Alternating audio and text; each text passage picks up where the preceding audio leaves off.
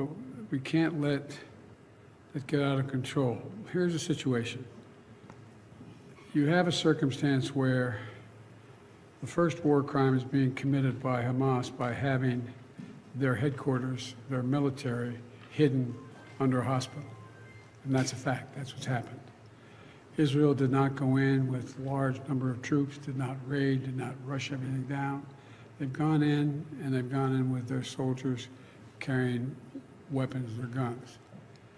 They were told, let me be precise.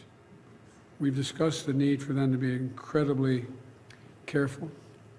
You have a circumstance where you know there is a fair number of Hamas terrorists. Hamas has already said publicly that they plan on attacking Israel again, like they did before, do everything cutting babies' heads off to burning women and children alive. And so the idea that they're going to just stop and not do anything is not realistic. This is not the carpet bombing. This is a different thing. They're going through these tunnels. They're going in the hospital. And if you notice, I was mildly preoccupied today. I apologize. I didn't see everything. But what I did see, whether I haven't had it confirmed yet, I am asked my team to answer the question. But what happened is they're also bringing in incubators. We're bringing in other means to help the people in the hospital. And they've given the doctors and, I'm told, the doctors and nurses and the personnel an opportunity to get out of harm's way. So this is a different story than I believe what was occurring before with indiscriminate bombing. Look, I have been deeply involved in moving on the hostage negotiation. I don't want to get ahead of myself here because I don't know what's happened in the last 4 hours, but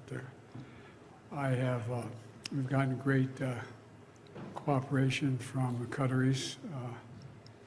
I've spoken with them as well a number of times. I think the pause and that the Israelis have agreed to, it's down to, well, I'm getting too much detail. I know, Mr. Secretary, I'm going to stop. But I am mildly hopeful. I'm mildly hopeful. With regard to when is this going to stop? I think it's going to stop when Hamas no longer maintains the capacity to murder and abuse and just do horrific things to the Israelis.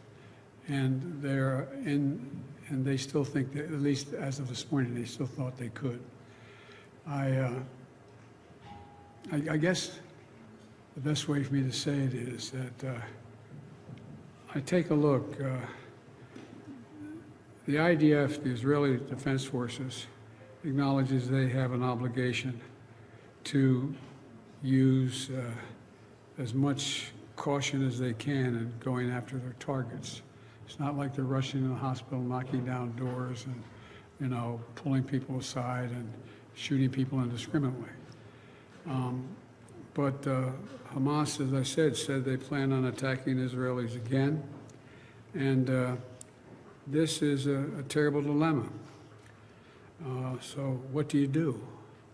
I think that Israel is also taking risks themselves about their folks being killed and one-to-one going through these hospital rooms, hospital halls.